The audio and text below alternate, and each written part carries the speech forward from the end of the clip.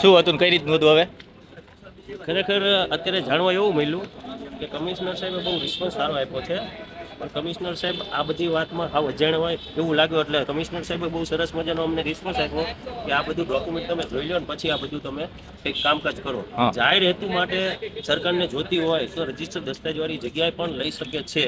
બરોબર. તાજેતરમાં જ અમદાવાદમાં શાહીબાગમાં સિવિલ જે હોસ્પિટલ છે, વાડીલાલ હોસ્પિટલ છે, એના જોડતા રોડના બાંધકામ ટૂંક સમયમાં 30 ફૂટની લક્ષ્મણ રેખા 60 ફૂટ લગીની લેશે અને એની સામે એના પૈસા આપશે. ભલે આ સરકારી જગ્યા છે, તો સરકારી જગ્યામાં હજી તાજેતરમાં તે એક કાર્યાલય બહુ સરસ મજાનું બન્યું છે 5 કરોડના ખર્ચે, તો સરકારી જગ્યામાં બન્યું.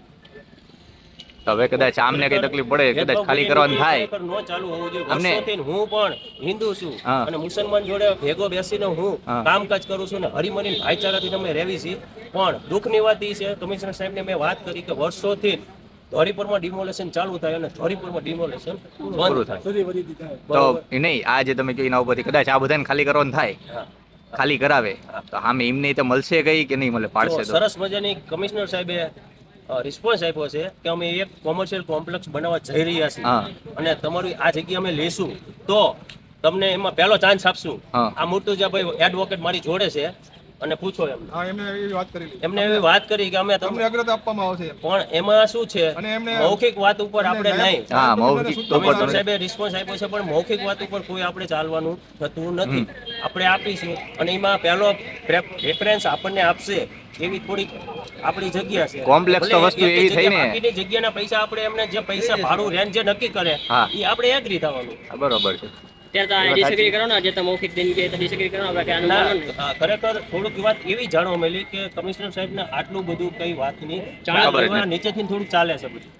નીચેથી વગર કઈ ઓલે સીધા આવી જ જાય છે વગર કારણ નહીં. એવું લાગ્યું એટલે આ એક દુઃખની વાત કહેવાય. આવું એમનાથી નથી કરાતું ને એમનાથી વડાને આ બધી નો ખ્યાલ હોય અને આ ડોક્યુમેન્ટની નો ખ્યાલ હોય અને સંદર્ભ જે 2005 નો છે નગરપાલિકા અધિનિયમ 1963 હતો. હવે પ્રોહિબિશન મહાનગરપાલિકા સુરેન્દ્રનગર 268 1, 2, 7 ABC નો ભંગ કરેલ નથી. એ આપણે એમના ધ્યાન ઉપર લાવ્યા કે અમે આ 268 નો કોઈ ભંગ કરેલો જ નથી અને જે એમાં લખેલું છે કે ગેરકાયદેસરનું બાંધકામ, તો જ્યારે નગરપાલિકાએ મંજૂરી આપેલી હોય બાંધકામ કરેલું હોય તો એ કઈ રીતે ગેરકાયદેસર નો થાય? અમે આના ઉપર અમે વિચાર કરશું. કહેવાનું જે સાચું છે કહેવાનું છે. પછી શું હું કાયદેસરનો ભાડવો છું, મારી પાસે 10 બાય 10 ની જગ્યા નગરપાલિકાએ મને આપેલી છે. વર્ષોથી 35 વર્ષથી મારો અહીંયા ધંધો છે. હું ધંધા વગરનો રોજી રોજગાર વગર થઈ જાય અમારી પરિસ્થિતિ છે. અત્યારે તમે તાત્કાલિક અસર